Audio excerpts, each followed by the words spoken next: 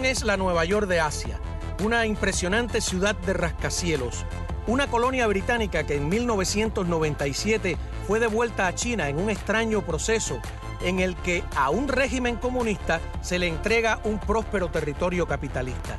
Pekín prometió respetar la idea de un país, dos sistemas, pero en estos 17 años el Partido Comunista Chino se ha dedicado a ir socavando sistemáticamente las libertades de expresión y las libertades políticas, procurando garantizar que en las elecciones de ese enclave los anticomunistas no puedan llegar a ningún puesto público.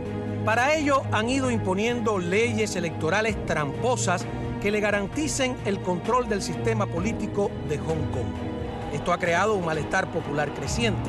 Ahora mismo miles de chinos hongkonenses se mantienen en las calles protestando pacíficamente en lo que algunos empiezan a llamar la primavera china, los indignados de Hong Kong o la revolución de los paraguas, debido a que los manifestantes se defienden solo con esta tradicional pieza china de la creciente brutalidad policial. Es la primera vez en la historia del Hong Kong moderno que la policía utiliza gas lacrimógeno, lo que ha causado un total rechazo en la población. Pero las amenazas de la China comunista van increciendo y se teme que si crecen también las manifestaciones, el régimen de Pekín no dude en ordenar una masacre como la de Tiananmen.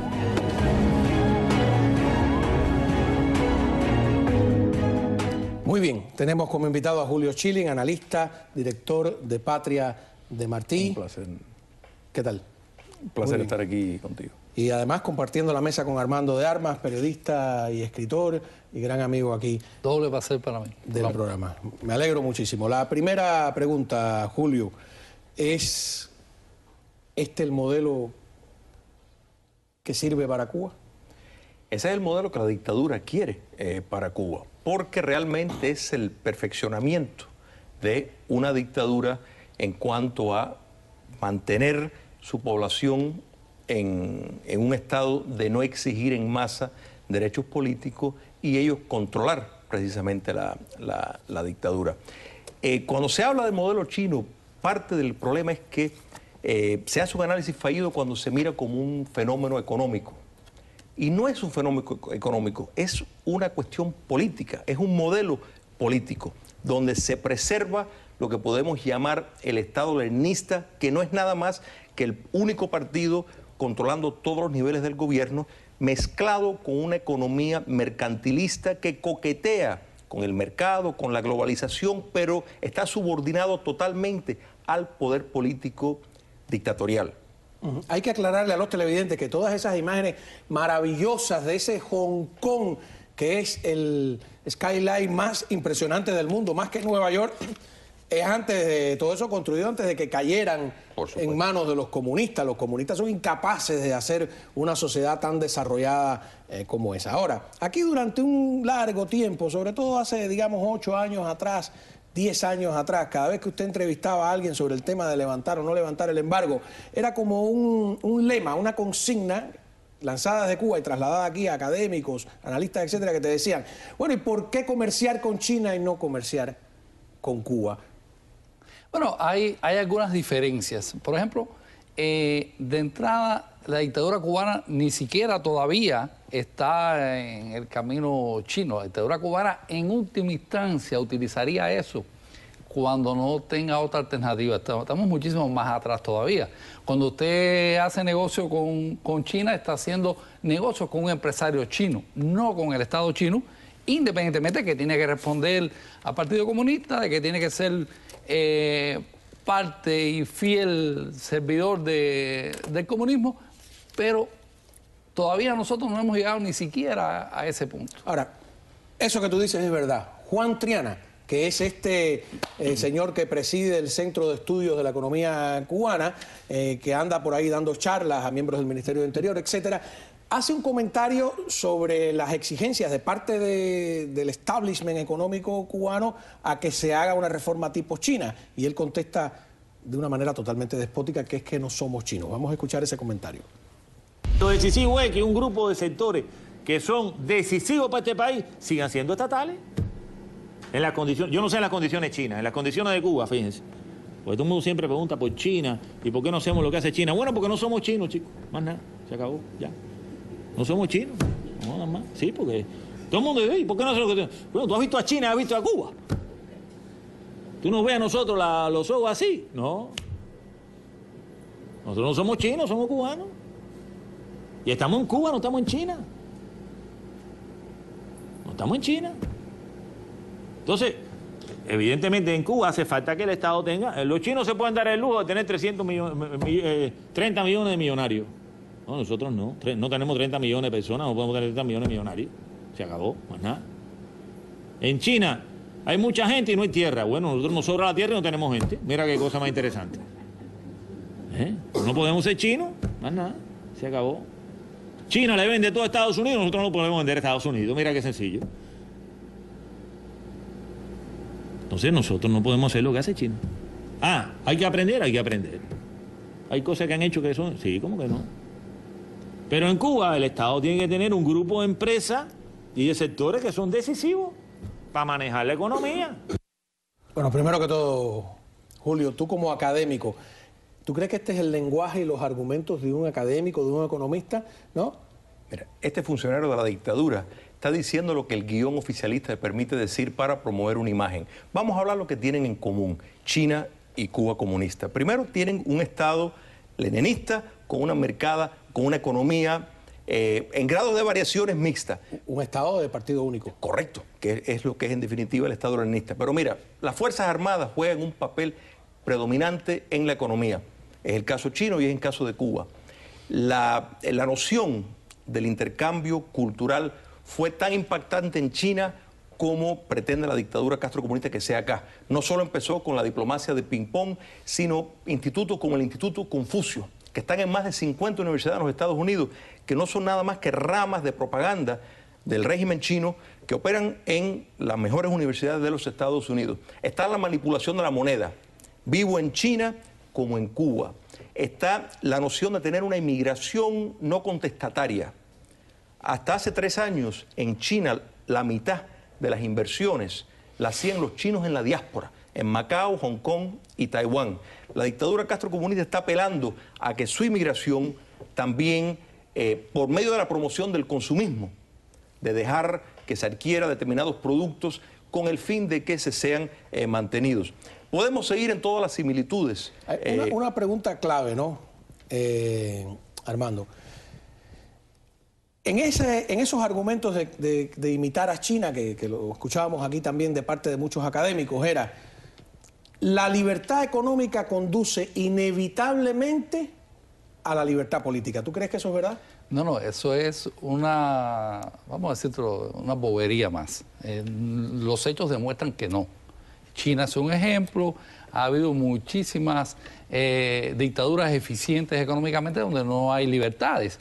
Y en China se fusilan personas todos los días. En China a los fusilados se les sacan los órganos para venderlos. En China se violan los derechos humanos, la Internet que está controlada totalmente por los órganos de inteligencia chinos. En China no hay libertad ninguna y ha habido desde las transformaciones económicas, ¿cuánto? 20 años, más de 20 años, 30 años ya al menos, de transformaciones económicas que no han llevado en ningún momento a la libertad. Hong Kong, evidentemente, hay una libertad económica increíble, sin embargo, la gente está protestando porque están perdiendo, se está ocurriendo al revés. O sea, la idea de, era el argumento, la idea de que entregarle un país capitalista y democrático, ¿no? Aunque fuera una colonia británica, funcionaba democráticamente, ¿no? A la China comunista era como una semilla de democracia que iba a explotar y a expandirse, claro, y que iba a terminar contaminando con democracia a China. Y vemos que está ocurriendo todo lo contrario. Decía Orwell que el totalitarismo contamina siempre. Eso pasa con los intercambios culturales, eso pasa.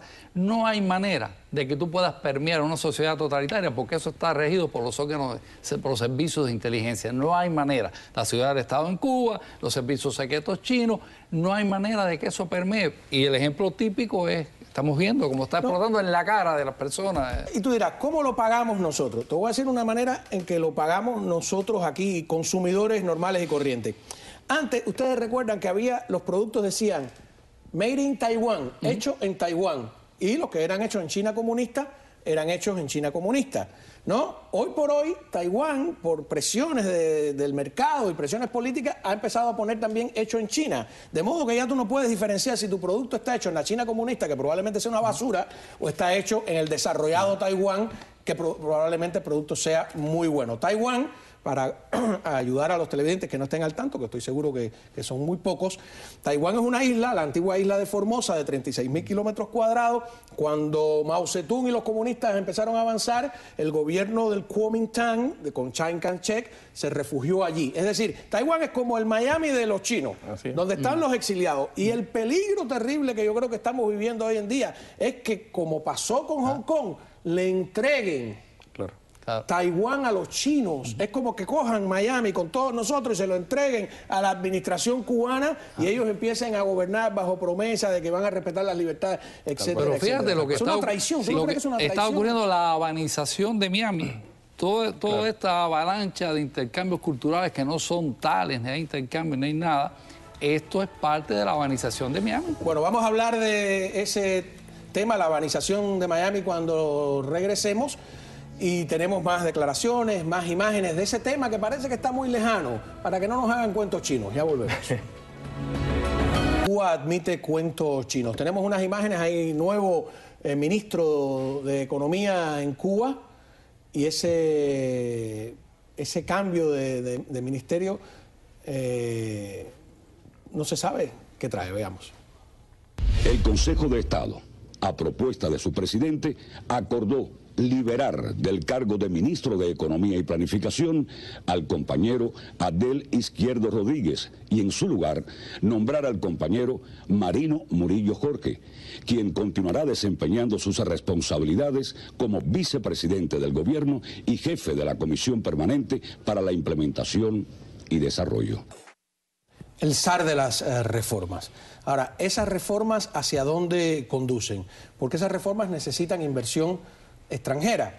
Y acabamos de ver, también tenemos las imágenes antes de pasarla con ustedes directamente, este inversionista canadiense, no solo que está arrestado y condenado a muchos años de cárcel en Cuba, sino que ahora se ha descubierto que Cuba, a cambio de su libertad, le ha pedido a su familia, que es su empresa, 55 millones de dólares. Y aquí digo yo, qué peligroso invertir en Cuba, qué peligroso negociar con un tipo que es juez y parte y que si tiene una disputa, que son tan normales en el mundo capitalista, contigo por dinero, ¿qué hace?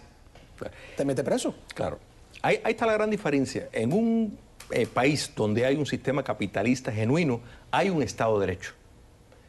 En Cuba comunista, pues la ley es totalmente arbitraria. Claro. Entonces vemos cómo este ejecutivo canadiense pues cayó en desgracia. Cayó en desgracia por razones que ya no le sirve la utilidad del poder político. Entonces, pues, hay que presionarlo e eliminarlo. Yo tengo un dato. Y no es el primero. Cuba le debía mucho dinero. Esto es lo que se dice. Y entonces él estaba exigiendo ese mucho dinero. Y como Cuba no quería pagar, entonces dice, sí, tú quieres tu dinero, ven para acá. Te empapelo, te enjuicio, te condeno. Y ahora, si quieres liberarte, eres tú el que me tiene que dar dinero a mí. O sea, eso es peor que hacer negocio con la mafia. Claro. Peor que con la mafia. Porque la mafia no tiene el poder absoluto. Y esta gente tiene el poder absoluto. Te meten preso y no te pagan. Ahora les voy a hacer una pregunta. O Vesco, el caso de Vesco. Quienes están a favor de que se haga una reforma tipo China tienen un argumento que puede ser válido. Dicen, es mejor poco que nada. Pero, ¿qué cosa es el poco? Porque si estamos hablando de que en Cuba te fusilan, en China te fusilan todos los días personas. En China se siguen violando los derechos humanos. En China sigue habiendo una miseria increíble. Hay unos pocos que efectivamente se han hecho millonarios, pero estos pocos están pegados al poder también. Tampoco es que tú puedes ser un millonario chino y desentenderte. 30 millones de millonarios chinos en la periferia, como dices tú, en una población de más de 1.000 millones de habitantes. De más de 1.000 millones. ¿No? Eso es el 0.0% de la población. Mira, la libertad no se puede fragmentar. Es decir, vamos a ser económicamente libres, pero no políticamente libres, no tener libertades civiles. No se puede dividir. Debe ser integral. O eres libre o no eres libre, punto. Y Armando dijo una palabra previamente, totalitarismo.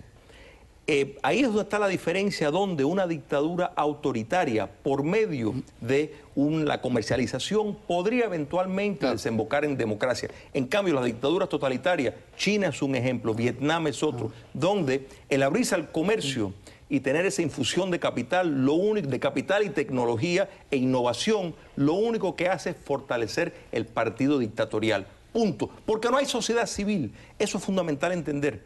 Hay un simulacro de una sociedad civil y es parte de la imagen que individuos como este funcionario que habla tan como si fuera una papa en la boca, un bodero. Claro. Una papa en la boca. La dictadura chilena, lamentable, pero condujo Lo que dice la Exactamente. a la autoritaria. democracia. La Exactamente. dictadura española, Franco. Otro lamentable ejemplo. también, pero condujo a la democracia. Y la propia dictadura de Taiwán, porque había una dictadura por parte de exactamente. Kuomintang, Perfectamente. condujo hacia una democracia. Pero las dictaduras totalitarias, es verdad que ninguna... No hay un caso. Mira, Corea del Sur, lo mismo. Desembocó eventualmente en democracia. No hay un caso de una dictadura totalitaria que por medio de una Tiene que ser que se modificación... desmorone. Claro, no ocurre. Todo lo contrario. Hay que tumbar las estatuas de Lenin. Exactamente Correcto. al revés. Es decir, Exactamente. los países totalitarios estos que no hicieron las reformas comunistas se cayeron, se desplomaron, hubo los cambios de Europa del Este, la misma Unión Soviética. Sin embargo, estos países, China misma, que se mantuvo con la ideología comunista, pero hizo reformas económicas que le permitieron mantener el aparato represivo y el aparato estatal, ahí está y estará. Ahora, sin embargo, este mismo Triana, antes de que se hicieran las contrarreformas, porque si hablamos de reformas, hay que hablar las contrarreformas raulistas, ¿no? Sí. Que le han dado marcha atrás a las pequeñas libertades que habían dado. Se hacía una autocrítica que en otros tiempos hubiera ido preso por hacerla. Veamos. Yo creo que una institución que haya sido más perseguida que el mercado en Cuba, solo la hacía. Al mercado le caímos con todo desde siempre.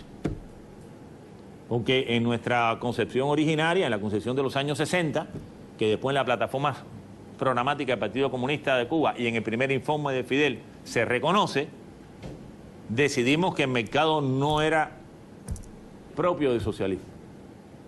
Nacionalizamos todo, estatizamos todo, hasta los limpiadores de zapatos, y le echamos arriba una carga al Estado. El Estado se echó una carga arriba que no fue capaz nunca de resolverla. Esto es para calentarle la cabeza a los que viven fuera de Cuba, ¿no es verdad? Pero le está hablando a los del Minin, no está hablando Sí, a nosotros. pero mira los rostros de los propios del Minin. Ellos saben muy bien que lo que este hombre dice es irrelevante porque la ley es arbitraria. En otras palabras, ¿cuántas veces no han hecho algo y después lo quitan? O sea, permiten esto y después dan marcha atrás. Entonces, ya cuando eso ha ocurrido tantas veces, pues, ¿qué palabra puede tener, qué credibilidad tiene la dictadura? Y mira, yo creo que entre los comunistas es importante siempre el lenguaje que utilizan. Ellos no te hablan nunca de empresas ni de libre empresas. Ellos te hablan de cuentapropismo. Ellos en ningún momento le dan el valor semántico que tiene el empresario ni que tiene el hacer negocios. Todos son palabras inventadas por ellos para sustituir. Claro. Hay un metalenguaje, ¿no? Un metalenguaje. Un lenguaje... Exacto. Exacto. Ahora, ¿qué pensarán los chinos que viven en Cuba? Vamos que le devuelvan la bodega, por favor. Y los oye, billares, qué los abuso bares. hicieron con los chinos ¿Tú te en Cuba, imaginas? no? Y aquello donde se fumaba opio. Dios mío. No, y las lavanderías, etcétera, etcétera. Vamos a ver qué piensan los chinos que viven en Cuba. Regresamos después de la pausa. Mamá nunca nos dijo cuál había sido la razón por la que su papá había venido a Cuba. Pero fue en épocas muy remotas. Vivieron no en la ciudad de La Habana, sino en provincia. Y usted sabe que eso es más dificultoso, la situación. Yo tenía una hermana aquí, entonces mi hermana me reclamó. Yo vine aquí, a mí me gusta conocer el otro país. Entonces aproveché y vine para acá. ¿Algún arrepentimiento? Ninguno. Aparte me gusta mucho Cuba. Nosotros tratamos, dentro de lo posible, dentro de la familia, mantener esas costumbres. Es decir, el deporte, ellos practican tai chi, practican wushu. La comida se cocina no parecido, pero tratar de que se asemejen con los ingredientes chinos. Bueno, yo estudio el idioma chino en lo que es la casona allá por Salud. Allá donde yo hay veces yo voy para poder conocerlo, la cultura y el idioma que ellos tienen.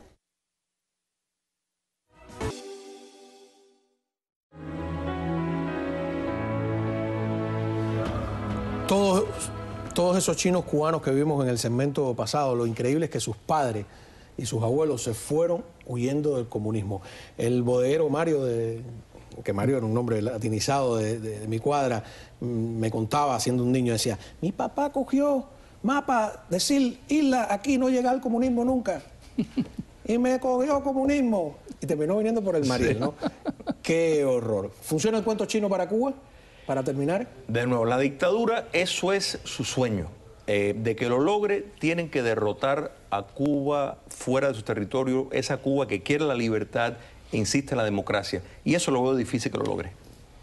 No, pienso básicamente lo mismo. Esa es la Ni siquiera campaña. como el mal menor.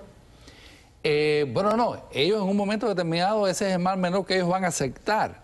Pero digo, para el pueblo, para nosotros... Bueno, es que tampoco lo veo como un mal menor.